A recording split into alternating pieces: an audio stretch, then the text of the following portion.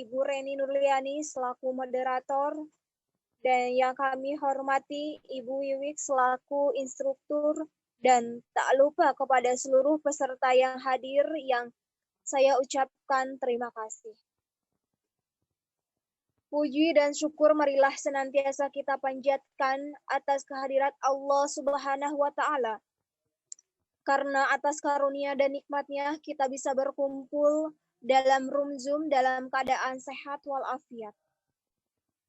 Sholawat beserta salam semoga terlimpah curahkan kepada junjungan Nabi kita, yakni Nabi besar Muhammad Sallallahu Alaihi Wasallam, kepada keluarganya, sahabatnya, tabiin wan tabiatnya, tak lupa kepada kita selaku umatnya, semoga mendapatkan syafaat di yaumil akhir. Amin ya robbal alamin. Adapun susunan acara pada kegiatan webinar pembuatan Fajil 3D, vokasional Kriya Kayu. 1. Pembukaan. 2. Acara inti. 3. Doa tutup. Untuk mengefektifkan waktu, marilah kita buka acara ini dengan bacaan basmalah bersama-sama. Bismillahirrahmanirrahim. Lanjut saja kepada acara yang kedua, yaitu acara inti, dan saya serahkan kepada moderator untuk memandu berlangsungnya kegiatan diskusi.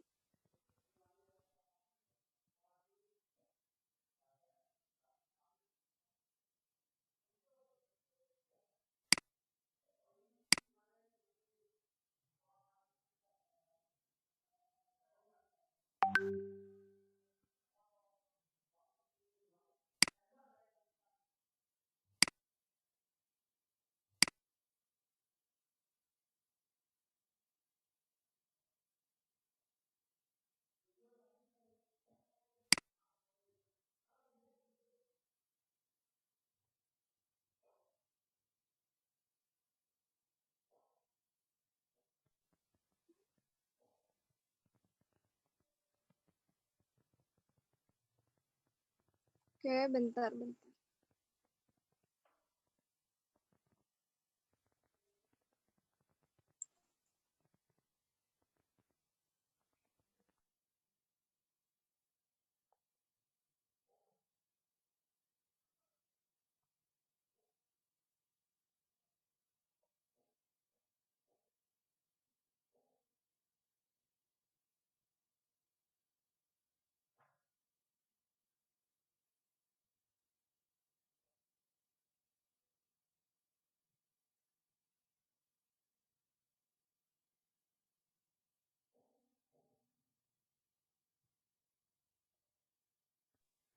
Mohon ditunggu Bapak Ibu sebentar lagi karena ada kesalahan teknis.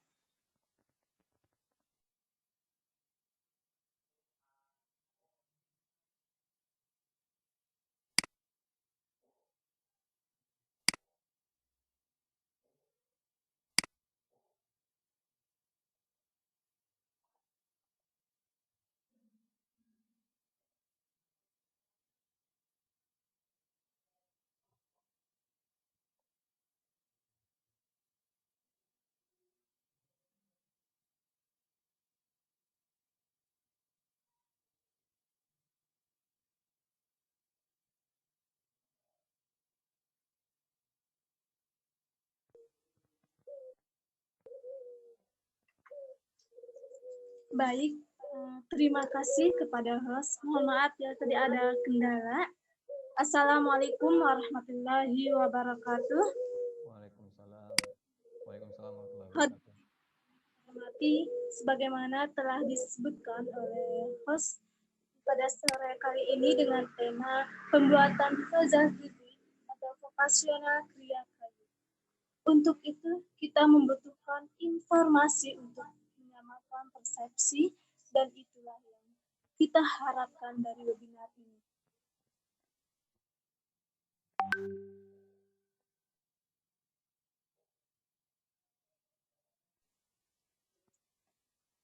Baiklah, selanjutnya saya sampaikan beberapa ketentuan acara ini atau kegiatan ini.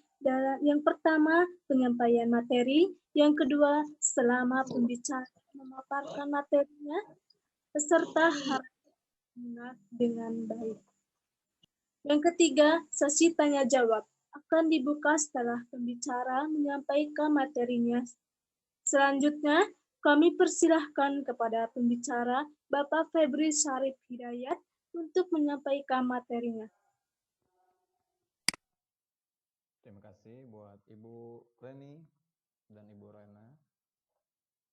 Assalamualaikum warahmatullahi wabarakatuh. Selamat sore Bapak Ibu semua. Terima kasih sudah berkenan hadir di sesi Zoom Visitiba mengenai pembuatan puzzle 3D. Bapak Ibu sekalian, pada hari ini kita bisa tahu bahwa peserta didik tidak hanya dibekali oleh pembelajaran, pengetahuan, akademik, akan tetapi peserta didik juga harus mempunyai kemampuan life skill atau vokasional. Bapak Ibu, sebenarnya saya share dulu ya, share screen. Ibu Rena, tolong di enable screen sharing. Halo Ibu Rena, saya belum bisa share screen. Bisa diulangi, Bapak? Bisa share screen, Ibu Rena? Ininya PPT-nya. PPT-nya.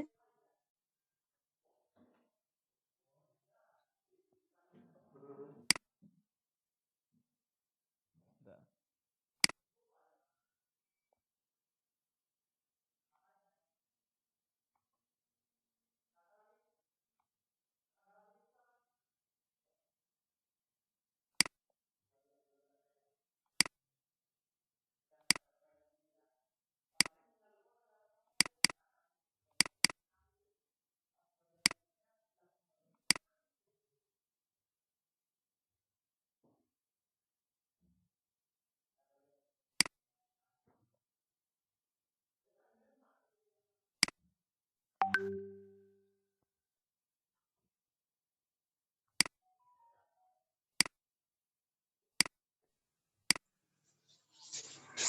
Mohon maaf, Pak, bisa diulangi karena di sini jaringannya kurang baik, sedang hujan. Oke.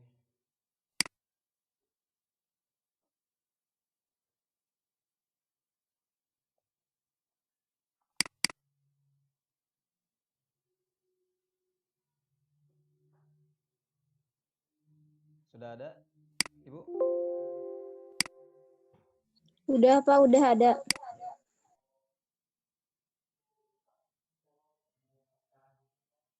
Baik, Bapak Ibu semua, pembuatan puzzle 3D ini terbilang cukup mudah, tetapi memiliki nilai ekonomis yang tinggi, kemudian pembuatannya cukup mudah. Hanya saja kita harus mempersiapkan alat-alat dan bahannya yang lumayan cukup sulit ya. Baik, Bapak Ibu, sebelum kita masuk ke materi, perkenalkan nama saya Febri Syarif Hidayat, tempat lahir di Jakarta, tanggal lahir 14 Februari 1990. Unit kerja sekarang saya mengajar di SLB Negeri Banjar, guru kelas 7 dan 8 SMP LBB. Jadi kalau di SLB Bapak Ibu, guru dari SD sampai SMA itu semuanya menjadi guru kelas. Guru mapel hanya bahasa Inggris, pendidikan agama Islam dan olahraga. Dan SMP LB. B di sini maksudnya untuk jenis kelainan. Seperti yang kita ketahui bersama bahwa anak berkebutuhan khusus memiliki berbagai macam hambatan, mulai dari penglihatan, pendengaran, kemudian intelektual. Jadi B di sini maksudnya tunarungu. Jadi saya mengajar di kelas 7 dan 8 SMP LBB. Hobi saya badminton dan tenis meja, kemudian email di bewingdenim@gmail.com boleh. Nah, Bapak Ibu, di SLB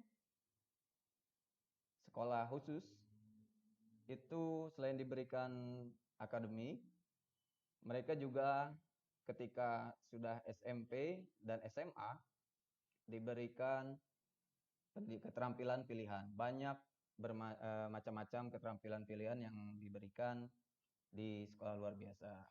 Di antaranya tata boga, tata rias, kemudian menjahit, kemudian agrokultur, dan kriya kayu. Di SLB Negeri Banjar ada vokasional kriya kayu. Oleh karena itu, peserta didik dari mulai SMP dan SMA dibekali kemampuan life skill sehingga nanti ketika keluar bisa kreatif dan tidak tergantung dengan orang yang normal atau orang yang pada umumnya. Kita lanjut. Nah, untuk alat dan bahan untuk pembuatan puzzle 3D ini, yang pertama scroll saw atau mesin gergaji. Lumayan susah untuk didapat dan mahal harganya karena ini di sekolah bisa disediakan. Kalau misalnya kita mau buat di rumah, kita beli gergaji kayu yang kecil. Tapi tingkat kesulitannya lebih sulit. Kemudian mesin amplas, dan amplasnya tentunya gergaji biasa, pola, lem kayu, cat, dan kuas. Dan terakhir bahannya MDF atau triplek yang ukuran 3 mm. Baik, di sini saya akan menjabarkan cara pembuatan atau proses pembuatan. Yang pertama kita memotong bahan MDF atau triplek, kemudian menempelkan pola puzzle 3D ke MDF, kemudian memotong pola menggunakan scroll saw atau gergaji kayu. Setelah dipotong, kita amplas, potong-potongan puzzle menggunakan mesin amplas atau yang manual, kemudian pengecatan, dan terakhir perakitan.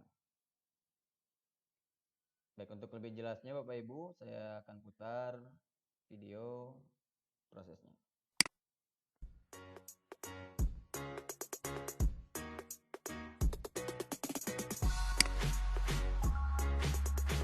Yang pertama, kita memotong bahan MDF menggunakan gergaji. Jadi bisa Bapak Ibu lihat di sini anak tunarungu, tunagrahita juga bisa berkreasi. Bisa melakukan kegiatan-kegiatan seperti anak-anak pada umumnya. Kalau diarahkan, mereka bisa.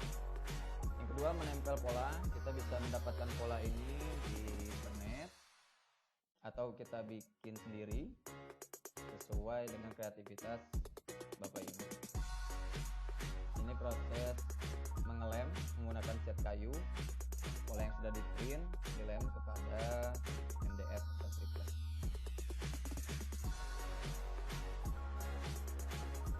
Dilem secara merata sehingga kita mudah untuk memotong polanya.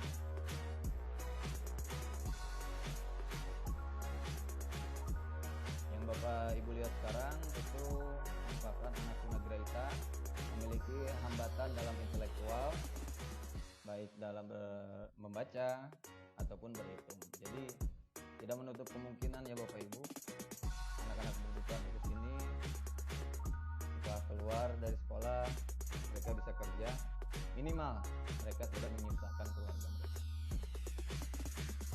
Tentunya dengan dibekali dengan skill dan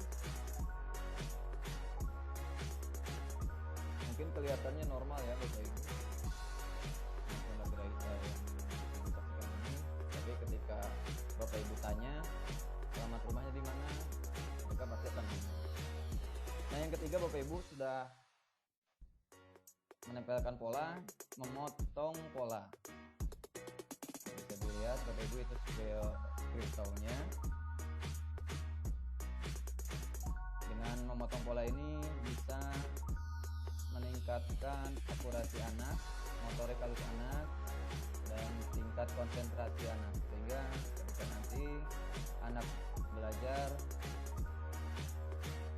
mereka konsentrasinya telah dilatih. Karena kadang-kadang Bapak Ibu anak tunagrahita ketika belajar itu konsentrasinya 1 menit, 2 menit, 5 menit masih bisa mendengarkan guru, tapi ketika udah 5 menit ke sana dan merasa bosan, pasti mereka konsentrasinya sudah buyar. Dipotong.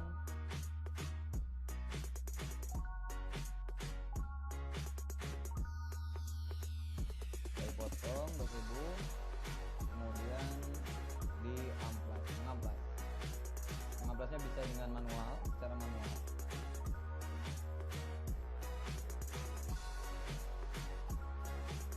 Atau juga bisa dengan mesin amplas yang sudah dimodifikasi.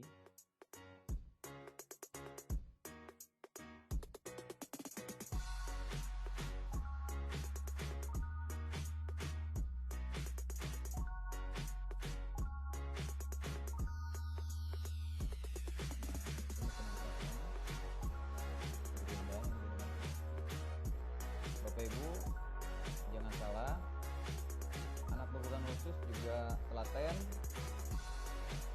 kemudian cekatan dan teliti ya. Jadi hasil karyanya juga tidak kalah dengan anak yang pada umumnya.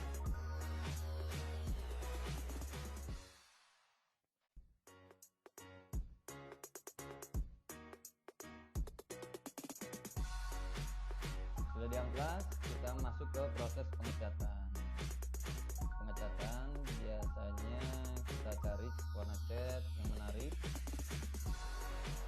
bisa dengan cat gold, hitam, atau coklat, atau bisa juga warna-warni.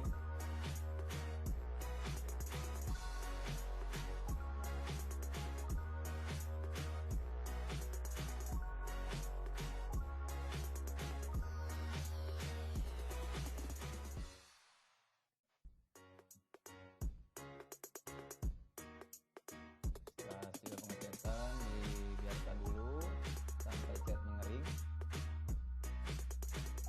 Setelah itu kita rangkai. Untuk yang di video ini puzzle-nya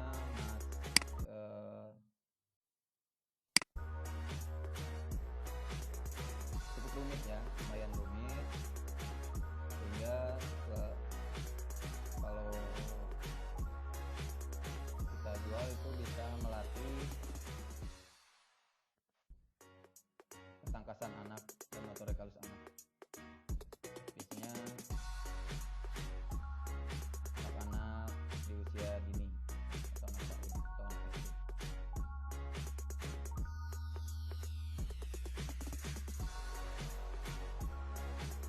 Dirangkai sesuai pola.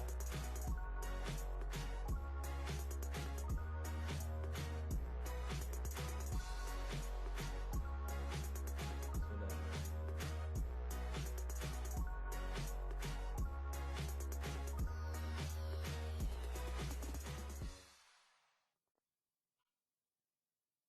Oke. Dan Bapak Ibu,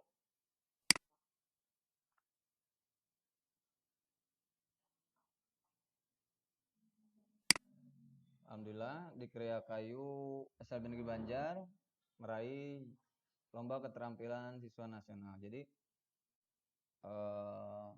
vokasional ini selain bisa dijual, bisa juga untuk menambah prestasi peserta didik. Oke, terima kasih dan sekian.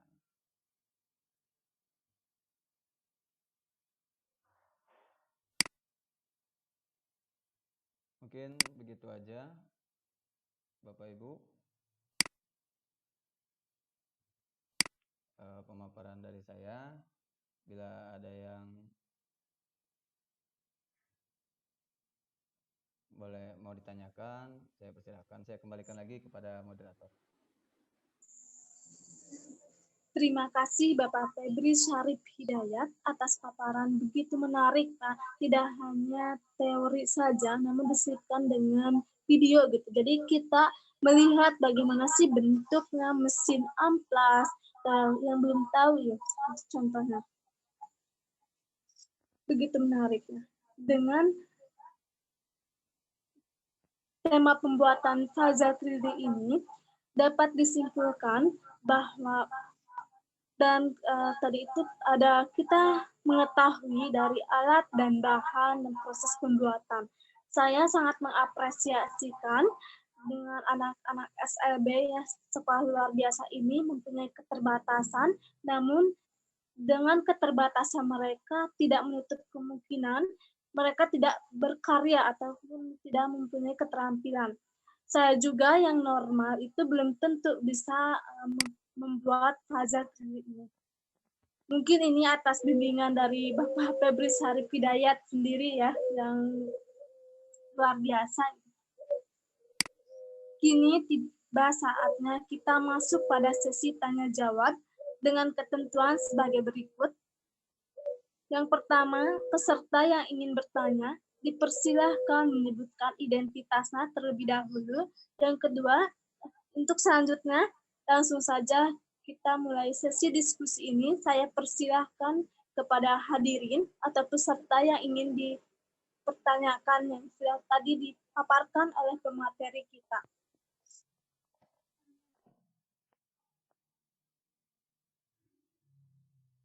Mangga Bapak Ibu, bila ada pertanyaan.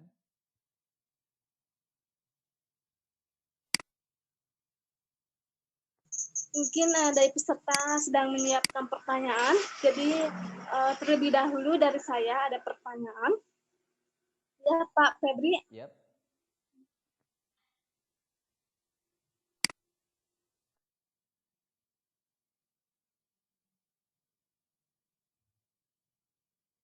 Baik Pak, di mana ya untuk proses sendiri kan proses pembuatannya itu memerlukan waktu berapa lama untuk pembuatan puzzle 3D ini Pak?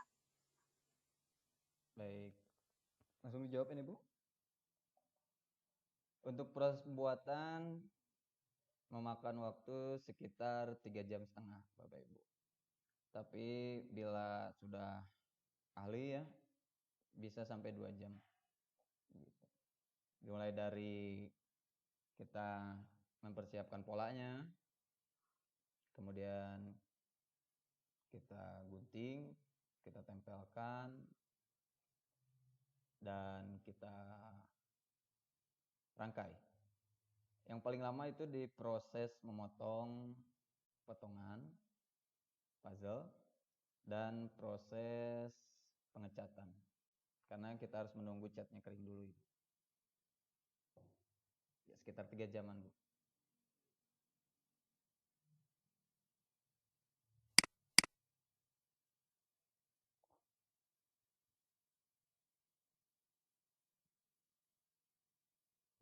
Ya, tuh. Pak Yogi. Baik Pak, terima kasih. Ini ada pertanyaan dari Pak Iqbal. Pertanyaannya, bagaimana cara mengajak anak-anak SLB untuk aktif dalam membuat karya tersebut? Oke. Bapak Ibu, Pak Iqbal, sebetulnya peserta didik berkebutuhan khusus itu lebih sulit ya untuk diajak melakukan hal-hal apalagi yang bersifat akademik. Ibu Diana lebih paham, guru SLB. Jangankan ya peserta didik berkebutuhan khusus, anak yang umum saja kalau diajak untuk ya bekerja pasti sangat malas ya. Jadi triknya adalah mereka distimulus dengan pencapaian karena di sekolah luar biasa ada lomba-lomba dan kita iming-imingi ya Bapak Ibu, bahwa ketika Anda berkarya, pasti Anda menghasilkan. Jadi mereka tertarik Bapak Ibu. Bahkan ada juga inisiatif teman saya, guru vokasional, itu ketika mereka melakukan kegiatan tersebut, Pak Iqbal ya, mereka dihadiahi mau itu rewardnya berupa uang ataupun makanan. Jadi mereka termotivasi gitu Pak Iqbal. Dan ketika mereka ketika puzzle itu terjual pun mereka dikasih hasilnya sebagian. Mungkin begitu Pak Iqbal.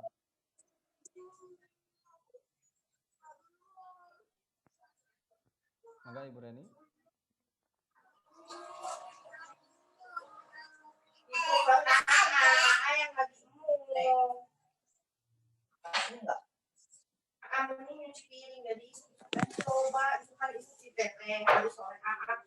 Oh, ini ada pertanyaan lagi ya. Saya bantu biar cepat. Dari Pak Asep Tony, Bapak saya mau bertanya, berapa estimasi biaya yang diperlukan untuk satu karya pembuatan puzzle? Bapak Ibu, untuk pembuatan puzzle ini memerlukan biaya yang ya lumayan murah ya. Untuk MDF sendiri sekitar 100 ribuan, kurang lebih. Dan yang paling mahal itu lem kayu 15.000. Yang paling mahal itu mungkin alatnya ya, Pak Asep. Jadi sekitar 200 ribuan. Dan untuk satu MDF itu kan bisa beberapa karya ya. Jadi sekitar 4 karya itu satu lembarnya itu. Dan worth it lah kalau kata saya mah, karena penjualannya bisa ditinggiin begitu.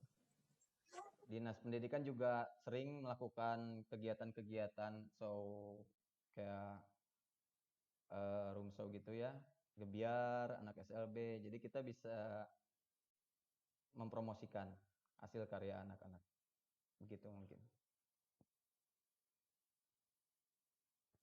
Baik Pak, terima kasih atas jawabannya. Mohon maaf tadi ada sinyalnya kurang stabil. Ya Ibu. Jadi ini sudah dijawab ya Pak pertanyaannya semuanya? Ya udah. Saya dipersilakan kembali untuk yang ingin ditanyakan, boleh untuk bicara secara langsung, tidak secara chat.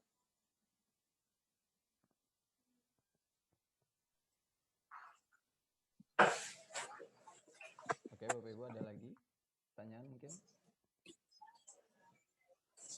Halo, Assalamualaikum. Izin masuk. Ya, waalaikumsalam. Assalamualaikum. Silakan Bapak. Saya Yoga Suara, instruktur di grup 8 ya. Tadi di grup berapa, teman saya tadi ada di grup instruktur, saya ikuti karena materinya menarik kalau menurut saya gitu kan. Menariknya gimana? Bagaimana kita mengembangkan kreativitas anak, ya, mengembangkan kreativitas anak yang gimana ya? Kadang saya sendiri selaku guru itu tidak bisa. Saya terus terang gitu ya, saya tidak bisa membuat yang seperti tadi dicontohkan. Saya sepintas sudah melihat bagaimana membuat sebuah puzzle yang dipacak-pacak seperti itu. Nah, tapi kalau ini Maya kalau berkenan, saya bisa nanti minta materi itu tadi apa saja yang harus dilakukan, karena saya tadi masuk sekitar lambat 15 menitan lah gitu ya. Saya juga pengen gitu ya menginikan ke siswa-siswa saya. Saya mengajar di SD, dan karena sekarang kan lagi musimnya seperti ini, mungkin hal itu bisa kita sampaikan ke anak-anak di sekolah gitu ya. Dan yang saya pertanyakan, itu kan tadi medianya menggunakan triplek ya? MDF Pak? Triplek atau MDF? MDS. MDF. MDS itu. Ya. Kalau kita menggunakan bahan-bahan yang daur ulang seperti kardus bekas gitu, bisa menggunakan itu. Oke. Untuk kardus bekas ya Pak, sebetulnya bisa sekali. Tapi mungkin untuk daya ketahanan dan jangka waktu pemakaiannya sebatas beberapa minggu atau 1 bulan mungkin Pak. Jadi kalau kita pakai MDF kan bisa lama istilahnya gitu.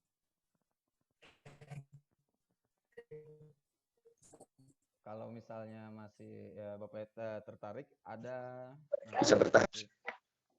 Saya kasih itunya materinya. Oke, siap. Terima kasih. Ya, sama-sama Pak. Terima kasih Pak Febri. Ya, Mungkin cukup. Terima kasih Pak Yogi sudah mendukung. Ya, sama-sama.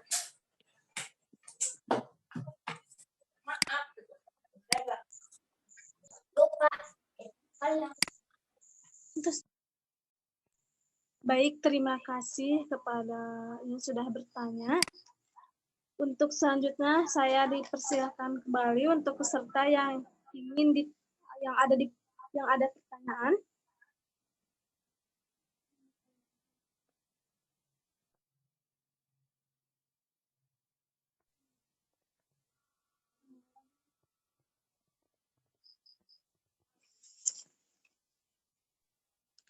Pak Febri, izin saya bertanya Pak.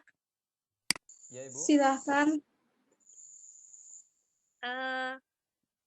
Ini untuk hasil karya Ananda ini setelah pembuatan selesai ini apakah dipasarkan atau bagaimana Pak? Ya, untuk hasil karyanya kita buat ruangan ya Bu ya, kayak showroom gitu, khusus untuk kriya kayu. Nah, untuk pemasarannya kita pertama sih waktu dulu kita jual dedet ya Bu. Kita jual dedet pada guru-guru dulu. Maksudnya jual paksa buat guru-guru gitu ya.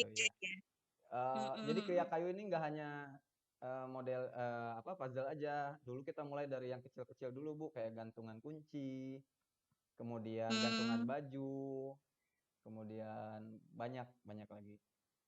Dan pemasarannya kita di media sosial Bu, media sosial dan event-event yang diadakan oleh Dinas Pendidikan Provinsi Jawa Barat, begitu Ibu. Dan dari media sosial Facebook banyak yang minta kirim atau situs jualan online Bu, gitu. Kalau nggak salah ada materinya Karena Kareni ya, itu yang tentang ini ya, kalau nggak salah ya, apa sih bisnis online gitu bukan ya kalau nggak salah ya, lupa saya. Nah itu bisa dipadukan juga tuh Pak, kerjasamanya. Iya Ibu. Untuk besok sih materinya. Besok ya? Iya. Oke. Bisnis di usia muda judulnya. Oh iya. Nanti Bapak bisa bergabung gitu. Siap. Ya, terima kasih Pak. Ya, sama-sama Ibu. Baik Ibu, terima kasih. Untuk saya ucapkan terima kasih kepada peserta yang telah memberikan pertanyaannya. Untuk mungkin sebelum saya tutup, ada yang ingin disampaikan oleh Ibu Wiwik untuk kami gitu, untuk moderator, host ataupun presenter. Terima kasih Teteh Kembar. Saya masih agak sulit membedakan antara Teteh Rena dan Reni ini ya. Tapi selalu bekerja bersama, selalu bertugas bersama, dan semangatnya pun tidak kalah beda ya antara Teh Rena dan Teh Reni ini. Terima kasih sekali lagi juga untuk Pak Febri sebagai presenter ke hari ini. Tetap semangat, kita saling bantu, saling dukung antara peserta satu dengan yang lain. Kita masuk bersama, lulus bersama. Kemudian sedikit masukan saja ke Teh Rena, Teh Reni, untuk moderator dan host, jika memungkinkan selalu on cam ya, supaya kami bisa mengenali moderator dan hostnya, seperti itu. Itu aja, terima kasih. Baik, Ibu, terima Terima kasih kasih. Ibu atas masukannya. Akhir kata, saya selaku moderator mohon maaf bila ada bertutur kata yang tidak berkenan di hati. Dan untuk selanjutnya saya undur diri. Semoga kita dapat bertemu kembali dalam waktu ataupun diskusi selanjutnya. Saya ucapkan terima kasih ya. Wabillahi taufiq wal hidayah. Wassalamualaikum warahmatullahi wabarakatuh. Waalaikumsalam. Saya kembalikan kepada host.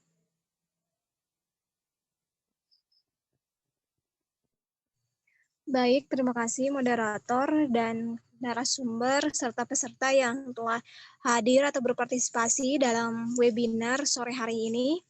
Dan saya selaku host mohon maaf apabila banyak kesalahan dalam memandu acara pada sore hari ini. Marilah kita tutup pada kegiatan sore hari ini dengan bacaan hamdalah bersama-sama. Alhamdulillahirrabbilalamin. Wassalamualaikum warahmatullahi wabarakatuh. Waalaikumsalam warahmatullahi wabarakatuh. Silakan Bapak Ibu yang mau live